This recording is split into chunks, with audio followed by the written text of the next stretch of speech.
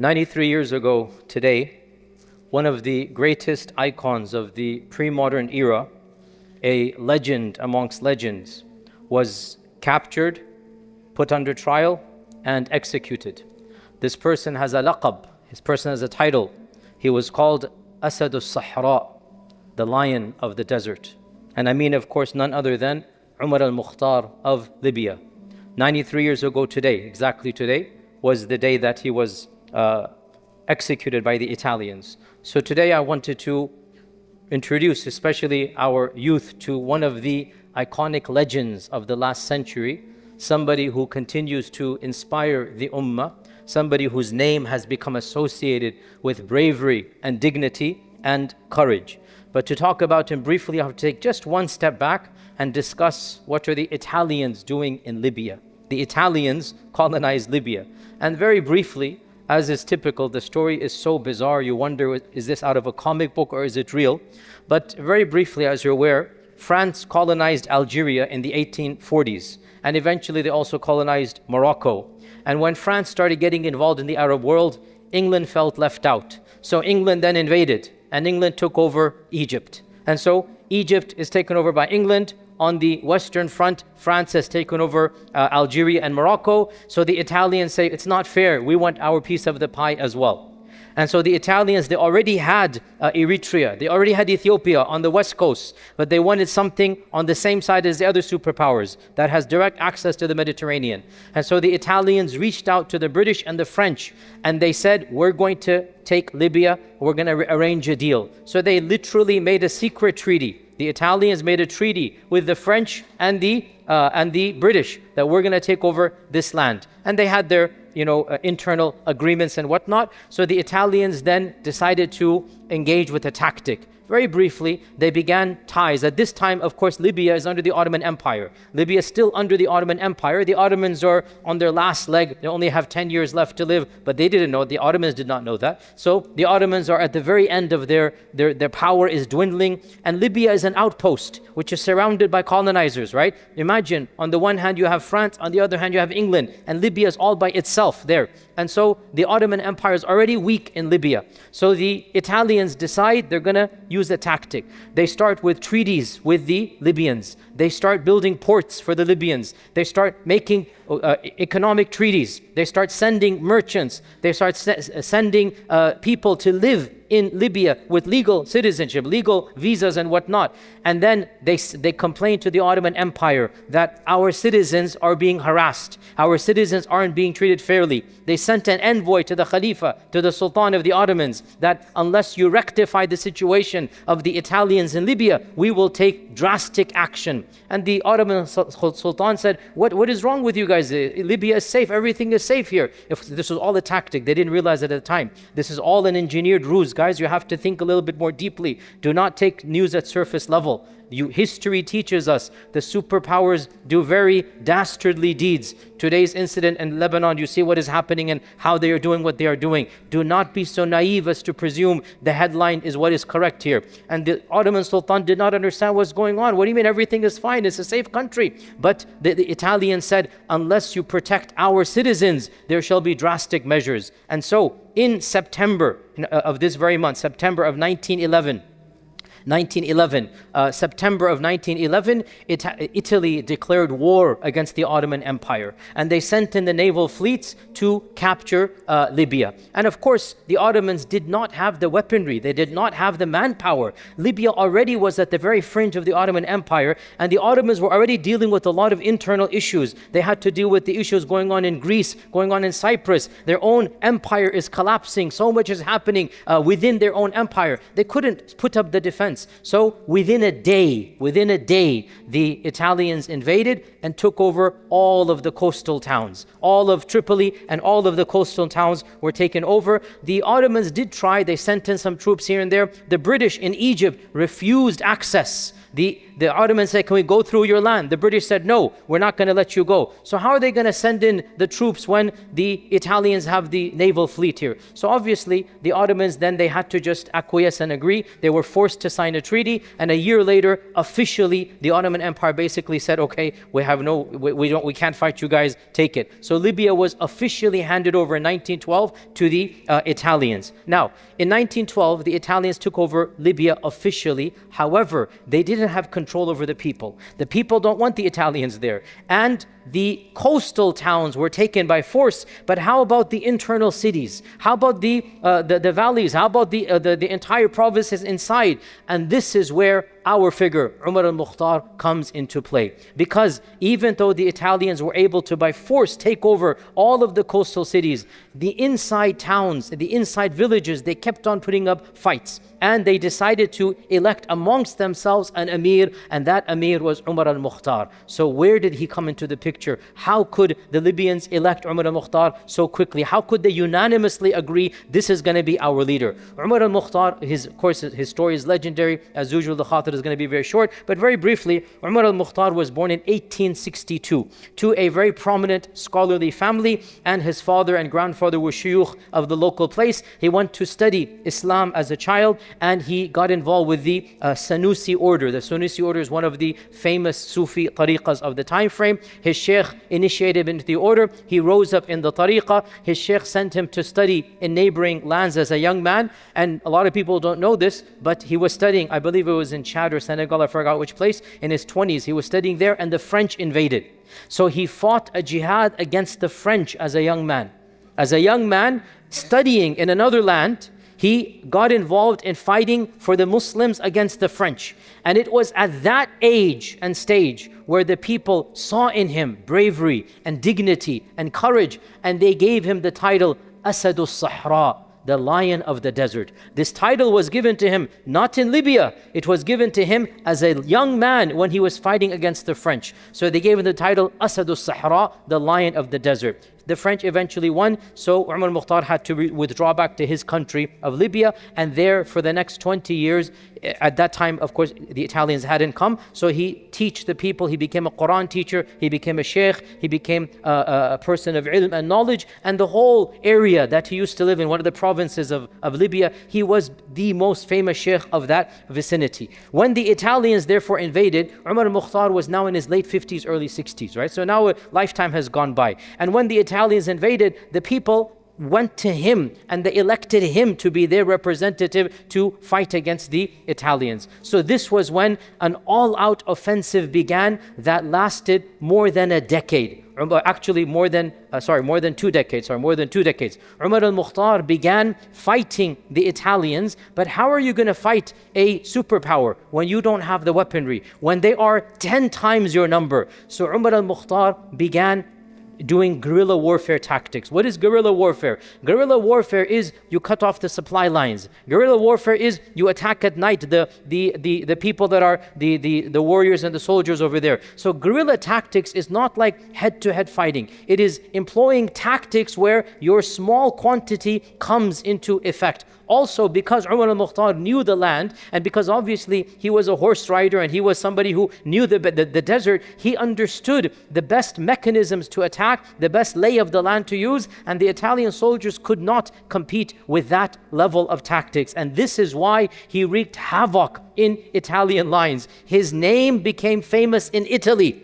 The newspapers had pictures of him in Italy, and the media began calling him the terrorist, calling him the main instigator against the Italians. He became a household name across the world, even though he was in the desert fighting the Italian forces here. And in one anecdote, when the Italians asked him, or when his own people, even it is said, a negotiation was sent by because you have to realize here, the Libyan government officially is now pro-Italian, right? The people that are there, in Tripoli and whatnot, the Libyans have agreed, and Umar Al-Mukhtar is not agreeing with his own people. Umar Al-Mukhtar has gone against, the people that have sold Libya to the Italians, right? So negotiations are taking place, and one of his own people asked him, why are you fighting? You're not going to win. You know you're not going to win against the Italians, right? And he gave a famous answer. He said, I will fight as long as I can and I will die. And if I die, I will leave behind others who will fight. For me, there is no such thing as surrender.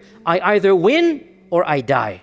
He gave this powerful example or metaphor. There's no such thing as surrender. For me, I either win or I die. I will not live a coward and a slave to the Italians. There's only two options for me. Either I live with dignity or I die at the hands of these people. I'm never going to acquiesce and surrender to these people. So his people took courage. They took shelter under him, and he continued this war for over 20 years. In response, the Italians increased the pressure. And in Italy, one of the worst fascist dictators of human history, and that is, of course, Mussolini. Mussolini comes into power. So Mussolini comes into power when Omar Al-Mukhtar is waging war against the Italians. And Mussolini gives the green light to his general. His general is Rodolfo Graziani. Graziani is a household name in Italy. Everybody hates him. He is one of the worst generals of humanity because zero compassion. And of course, Mussolini tells him, do as you please. So Graziani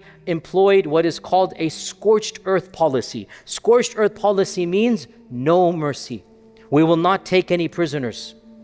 Everybody will die that comes across us. We will kill men, women, and children. We will kill animals. We will scorch the earth. We will get rid of the trees. We will make the land uninhabitable. This is the scorched earth policy that Graziani used against the Italians. And to give you one simple example, the statistics indicate that before the war began, there were over 1 million goats and sheep in Libya. When Graziani starts his scorched earth policy, 90,000 are left. 90,000. In other words, 92% of the animals are killed. What do you think of the people? He's killing the animals on purpose so that people cannot eat. People cannot live, sustain. And Graziani started concentration camps for the first time in that region. He literally, just like you see in the videos, and here's another issue. Why is it that when we say concentration camps, only one peoples come in and only one land comes in, right? The fact of the matter is these concentration camps were before the ones in Germany. These concentration camps were before the ones under the Nazis. And hundreds of thousands of people were housed there with poor water, no sanitation, no medicine.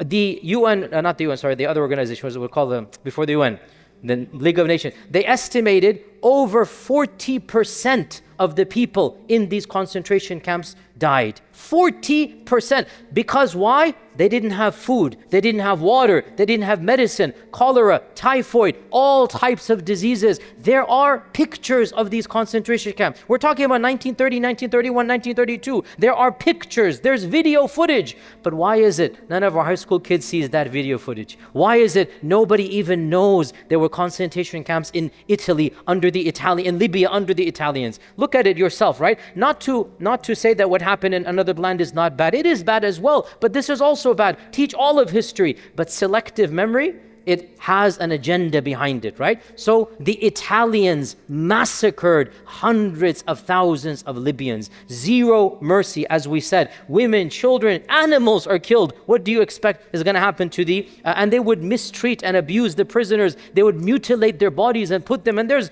graphic footage. There's graphic, pictures. They would put the bodies of Omar Al-Mukhtar's followers in every single city to make people, scared to join his camp. Every city would have mutilated bodies. They would burn it and desecrate and put those bodies there so that people do not join Omar Al-Mukhtar's camps. So they continued to do so until finally in 1931 they set up an ambush and they managed to capture Omar Al-Mukhtar in September of 1931. They captured him in an infamous battle called the Battle of Green Mountains in the area of Burqa. They captured Omar Al-Mukhtar, and because they didn't want any chance of escape or any media propaganda, within 2 days, a sham trial, literally it was a media circus, all the media was there, they paraded Omar Al-Mukhtar around everywhere, and then within 2 days they just decided to, or of course it was a done deal, they were going to execute him. And in the trial, all of the reporters, they remarked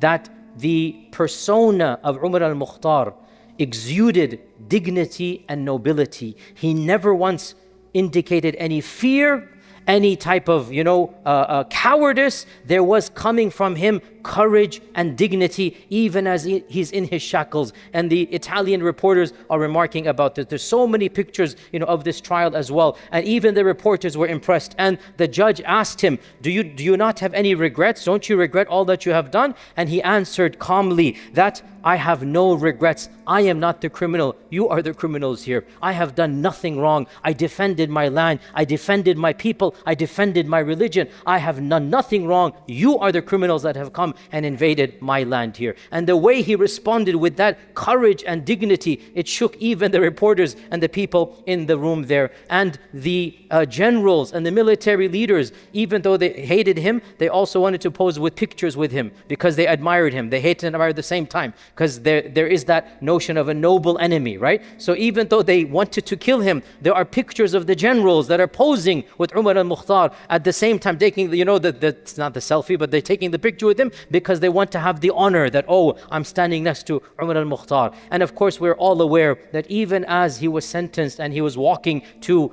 be hanged, there was not even an ounce of fear. And this is what impressed everybody. There was not any ounce of cowardice or fear. He was reciting his usual wird and Quran, and he stood on the gallows that he was going to be hanged by, and he said the kalima in a calm and dignified voice, and he met his end. Literally, today is the day, 93 years ago in 1931 when he met his end, and inshallah ta'ala he died the death of a shaheed. And so with his death, the resistance had to come to an end. There was no figure to replace him. Can you imagine the respect that he had, that when they got rid of him, the resistance fizzled out. The Italians officially took over the entire country. And in 1937, Mussolini himself visited Libya.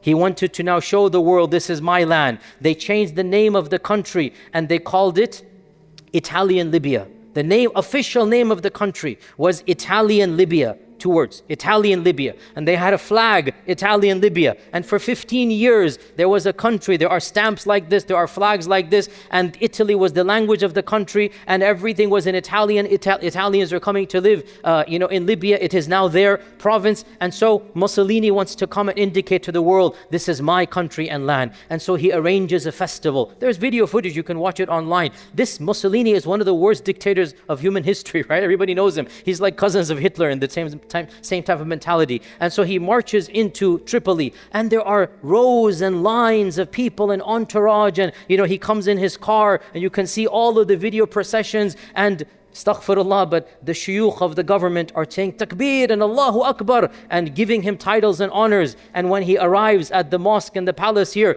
right, the same shuyukh with their big turbans and big beards, right, they greet him and they bow down to him and they hand him a symbolic sword, and they call him, I'm not joking, they call him the defender of Islam. They award him the title Defender of Islam. There's video footage, I'm not making this up here, right? And he raises up the sword iconically. There's an image of Mussolini raising the sword as if he is protecting. And this is, by the way, Napoleon. If you listen to my library chat, Napoleon did something similar in Al-Azhar University 100 years ago. It's something similar. He stood on the mimbar of Al-Azhar and he goes, I'm going to defend Islam. Similar concept to this thing. By the way, if somebody says, how can the scholars and how can the Muslims of that time do this? Are you not seeing what's happening right now? Are you not seeing what's happening right now? I'm sorry, don't point fingers in the past. Open your eyes. Almost every, if not every country and superpower in our part of the world, who is it supporting? Which side is it supporting? Gaza or the apartheid regime? So don't think it's something different back then. It's the same thing, and their scholars are drum rolling for this reality of the apartheid state. So don't be surprised. You always have people who are willing to be purchased. You always have it. Nothing new. Just back then and here as well. So Mussolini then, takes this award, and the Italian Libya country lasts until World War II. It was only World War II because Mussolini sided with Hitler, and of course Hitler lost in World War II. Because Hitler lost, Italy lost. Because Italy lost, it lost Libya. SubhanAllah, look at how it happened here, right? So it lost Libya. The Allied forces propped up a a king there. Eventually the king was overthrown by Gaddafi in the 1960s, and the rest, as they say, is history here. One anecdote that you should, the youth here should be familiar with. I know all the adults are well know this because they grew up in this era. In 1981, the movie The Lion of the Desert was released by Mustafa Akkad. And The Lion of the Desert chronicled quite faithfully. It is actually quite faithful to the history. It's actually very well done. He hired historians and one of the most famous actors of Hollywood by the name of Anthony Quinn. Our younger generation has never heard of him because he's a previous generation. But Anthony Quinn was one of the superstars of Hollywood at the time in the 70s and 80s. And Mustafa Akkad managed to get him to play a role, and it was all about Omar Al-Mukhtar, all about Omar Al-Mukhtar. And this movie was released in the public theaters in America. It was a proper movie. It wasn't just like a, for the Muslim world. It was an actual box office movie. You could go and watch it in the American theaters. And it shaped the entire perception of Islam. And of course, it was dubbed into Arabic and other languages, and it was a massive hit in the Arab world as well. I know every one of us above the age of 30 watching this movie, it affected us immensely. It is one of the most powerful. I know my critics are going to cancel me for this, so go ahead and cancel me. But for those of you who watch movies, the 0.01%, good for you, don't watch them. For those who are watching, if you're going to watch anything, you must watch The Lion of the Desert. It is one of the most powerful movies that moves you, shakes you. You're going to be crying by the end of that movie. I speak to the youth especially. Stop watching your useless stuff on HBO and whatever. If you're going to watch, then watch something like this. This is a movie that teaches you lessons. It teaches you morals. It teaches you the reality of Omar Al-Mukhtar, and the acting that was done was super great. The guy who, Anthony Quinn, did an amazing job of acting, and it really shows you a portrait of history. And by the way, another complicated issue, and I say this because again, my job, my role here is not just to preach to make you feel happy. My goal is to make you think and to better the Ummah by sometimes doing things that are complex. Mustafa Akkad is a complex figure. Mustafa Akkad is a complex person. He was a Syrian American, came here in the 60s, studied in Hollywood and in UCLA, went into Hollywood. He was a Muslim, obviously he's a Muslim. He's also the director of a series of movies that are very popular. Does anybody know which ones? Halloween. Every single one of them, Mustafa Akkad is the director or the senior director or something in there. Every one of them, I think all 7 of them. He was a big name in Hollywood. And he also had something of Iman in his heart. He didn't have to do this movie and the other movie, which is what? Which movie? The Message. The Message. See, this is the complexity of real life. Real life is not just Angel Jibreel and Shaitan. Real life has complex people.